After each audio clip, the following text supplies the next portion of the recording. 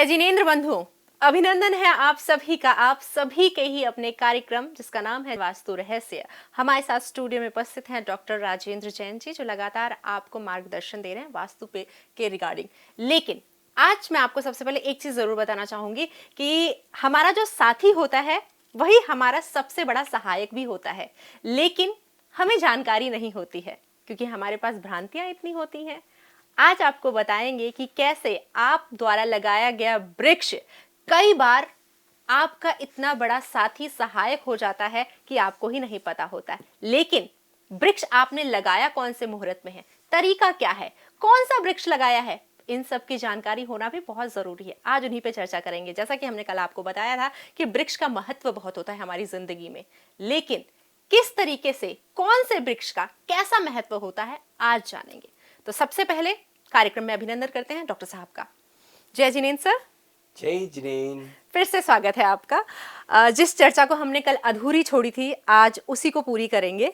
और सबसे पहला प्रश्न यही रहेगा कि घर में बहुत दुख है, बच्चों का पढ़ाई में मन नहीं लग रहा है, व्यापार बहुत अच्छा चल रहा था लेकिन रुक गया है, हमें समझ में नहीं आ रहा हमारी नौकरी एक जगह टिक क्यों नहीं रही है। क्या इन सब में भी वृक्ष हमारे लिए सहायक बन सकते हैं? जी हाँ, वृक्ष आपको कहाँ सहायक नहीं है। सांस जो आप ले रहे हैं उसमें भी सहायक वृक्ष ही है। बिल्कुल, जी हाँ।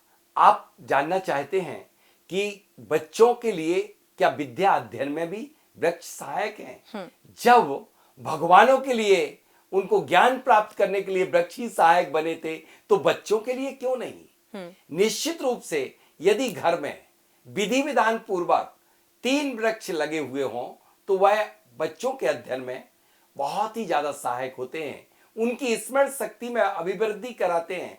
जैसे चंदन का वृक्ष, देवदारू का वृक्ष, समी का वृक्ष और महुआ का वृक्ष, ये 4 वृक्षों को ज्ञान पिपासु वृक्ष माना गया है, ज्ञान प्रदाता वृक्ष माना गया है। और इसके साथ साथ 5वां वृक्ष जो पंच तत्वों का सम्यक संतुलन कराने वाला होता है वह होता है तुलसी।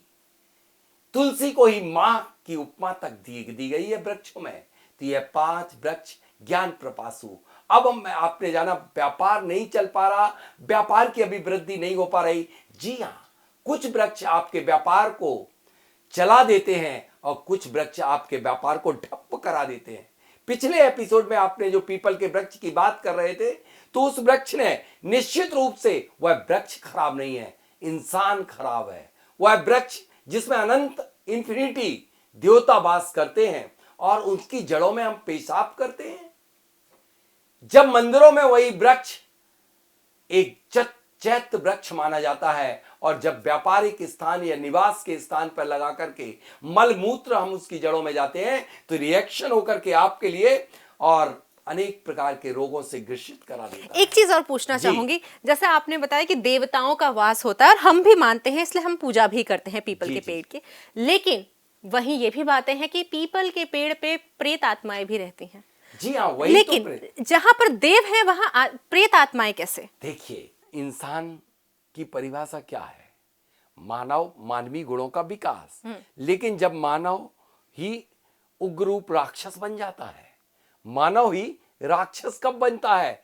जब उसके अकॉर्डिंग, उसके विपरीत उसे प्रताड़ित किया जाता है। जब उस वृक्ष को प्रताड़ित किया जाता है तो वही देव राक्षस जैसा रोल करने लग जाते हैं। जब उसकी जड़ों में मलमूत्र डाला जाता है तो वही उपद्रव मचाना शुरू कर देते हैं, तो वह देवता आपको राक्षस के रूप में दिखने लग जाते हैं।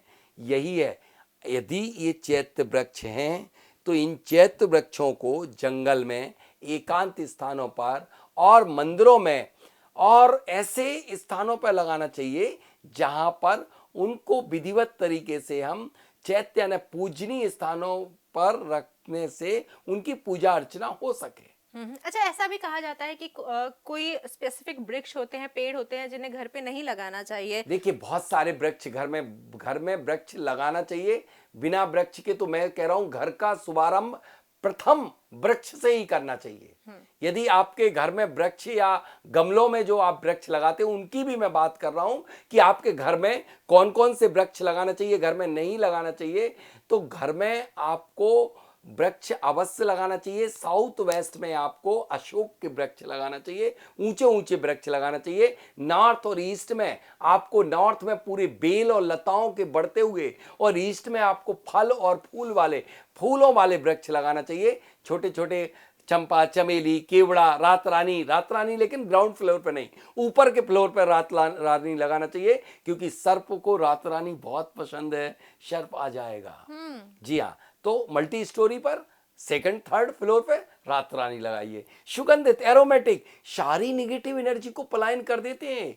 सुगंधित फूल, अरे ये फूल ऐसे ऐसे आपके लिए उपाय करते हैं। मैं कह रहा हूं जो व्यापारी है ना, बिजनेसमैन, यदि व्यापारी इन वृक्षों का उपयोग करना शुरू कर दें, जैसे व्यापारियों के लिए बताया खदेर और सिंधु, यदि उनके अपनी फैक्ट्री में एक खदिर का वृक्ष लगाओ और एक वृक्ष सिंधु का हो, तो फिर पूछो मत उनके व्यापार कितना तेज चलता। अभी एक दिल्ली की एक घटना है, एक व्यक्ति की फैक्ट्री नहीं चल रही थी, मैंने सिर्फ सिंधु के वृक्ष कहीं थोड़े से ऊंचे गमलों में लगे थे, वो मैंने उठवा करके रख दिए, 5 खदिर के और 5 सिंधु के।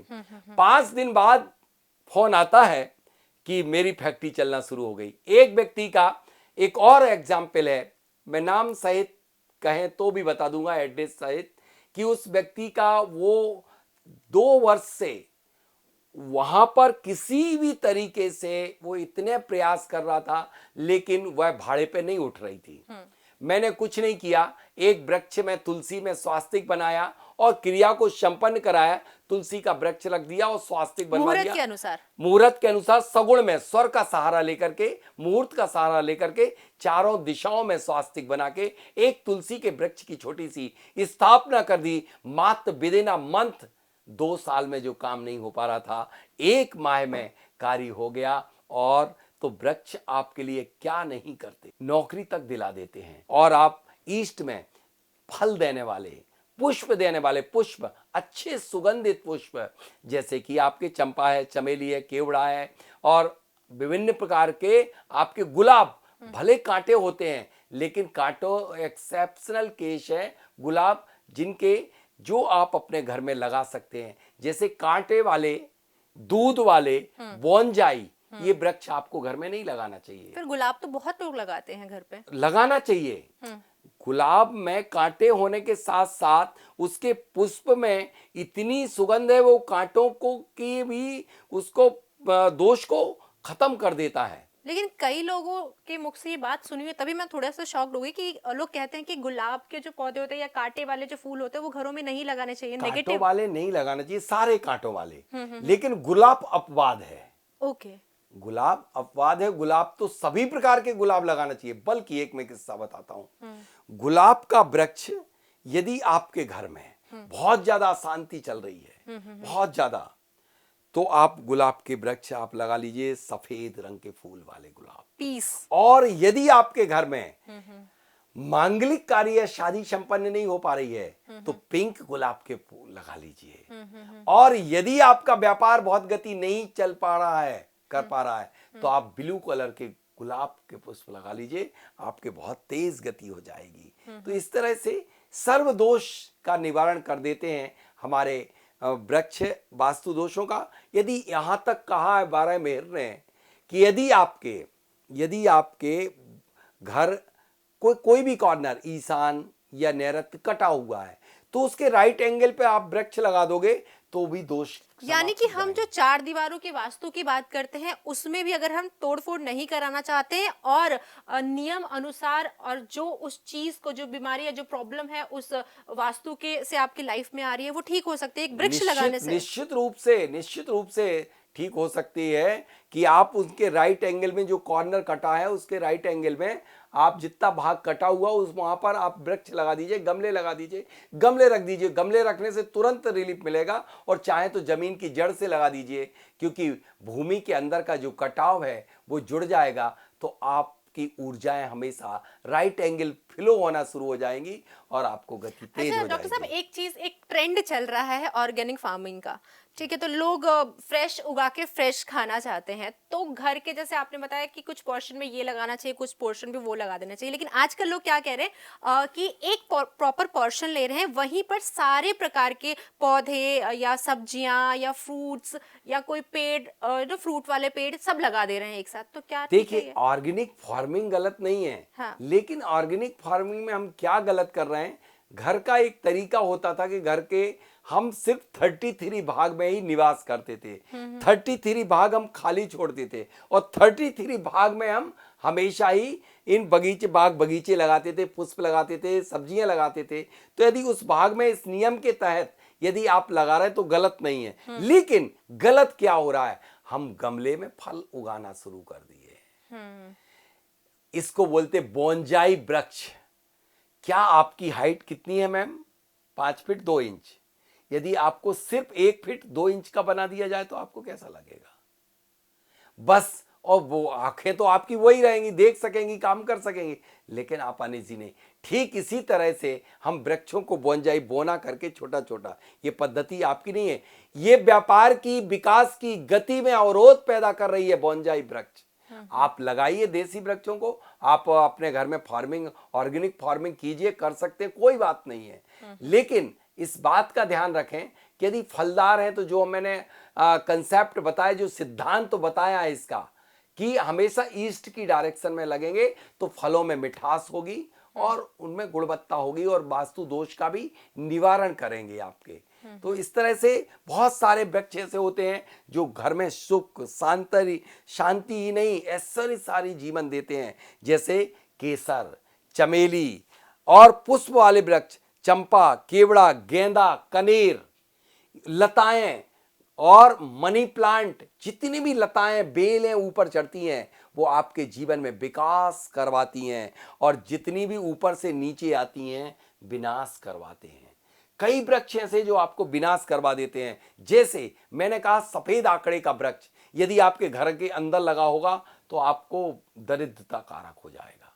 यदि आपके घर के बाहर लगे होना चाहिए, 4 दीवारी के अलग होते हैं और 4 दीवारी के अंदर के वृक्ष अलग होते हैं। झगड़ा कराने वाले वृक्ष होते हैं, जितने खट्टे वृक्ष होते हैं, जैसे बेर, इमली, ये खट्टे हैं, आपके घरों में झगड़ा करा देंगे। अनेक किस्से मैंने देखे, 2 पार्टनर थे, उनके घर में इमली लगी हुई थी, दोनों पार्टनर उठ गए। फिर घर में 2 भाई, वही 2 भाई बचे थे, वो 2 भाई अलग अलग हो गए। जब देखा तो उनके घर में इमली का वृक्ष लगा हुआ था।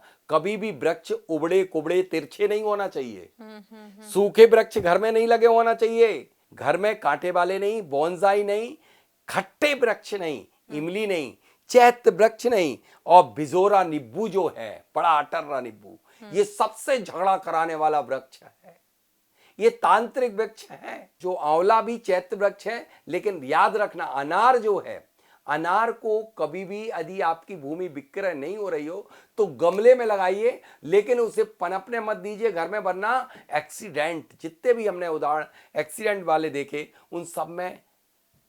इन घरों में तो लगते हैं ये सारे फ्रूट्स, अनार देखिए घर में लगते हैं, घरों में तो तकलीफ होती है। फल वाले वृक्ष बच्चों के लिए बहुत कष्टदायी होते हैं। मैं कह रहा हूं घर में लगाए जाएं, लेकिन घर में उन वृक्षों की छाया दूसरे और तीसरे पहर तक आपके कक्षों में, आपके कमरे में, आपके घर पे नहीं पड़ना चाहिए।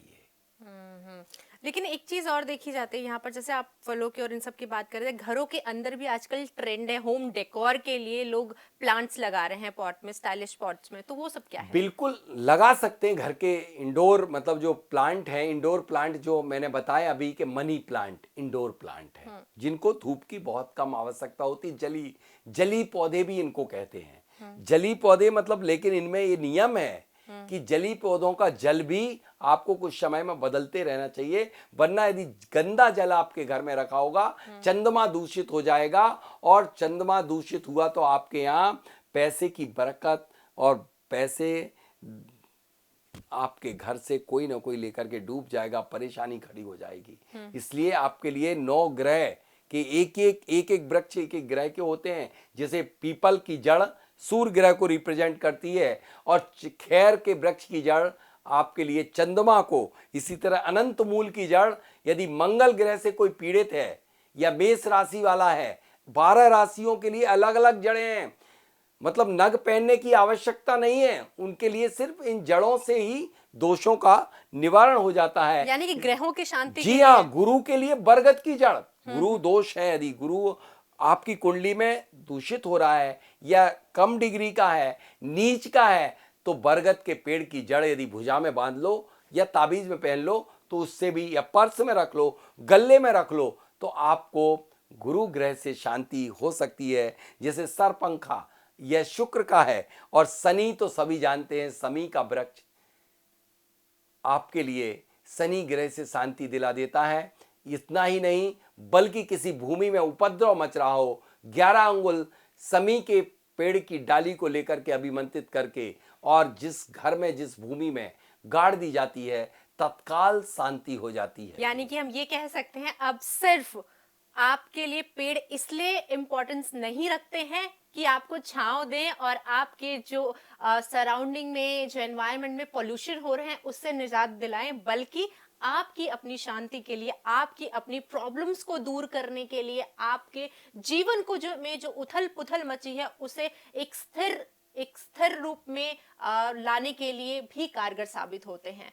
तो thank you so much sir यहाँ पर आने के लिए, और ये वृक्ष क्या है हमारे लिए ये जानकारी देने के लिए। जय जिनेंद्र। जय। बनाइए वास्तु के क्षेत्र में अपना भविष्य, सीखिए व्यावसायिक वास्तु, बने सफल वास्तुविद। सिर्फ और सिर्फ 8 दिनों में बने 0 से हीरो। देश विदेश में ख्याति प्राप्त एवं अपनी डाउनसिंग कला के द्वारा वास्तु के क्षेत्र में तहलका मचाने वाले, Guinness book of world records, Asia book, India book of records में अपना नाम दर्ज कराने वाले सुप्रसिद्ध भूवैज्ञानिक, वास्तुविद, स्वर विज्ञानी, अंक एवं ज्योतिष ज्ञानी डॉक्टर राजेंद्र जैन द्वारा इंदौर मध्य प्रदेश में किया जा रहा है जियो वास्तु ट्रेनिंग का विशाल आयोजन। 0 से हीरो बनने की इस प्रक्रिया में आप वैदिक वास्तु, समरांगण एवं विश्वकर्मा वास्तु, अंक ज्योतिष, वास्तु ओरिएंटेशन वास्तु, इंटीरियर वास्तु एवं स्वर वास्तु जैसे अन्य सभी विषयों में दक्ष होकर प्राप्त करेंगे वास्तुविद डिग्री। दिनांक 19 से 26 जुलाई 2021 इंदौर से ऑफलाइन प्रैक्टिकल वास्तु ट्रेनिंग का आयोजन आश्रम पद्धति द्वारा। संपर्क करें 7999590926, 7999573094।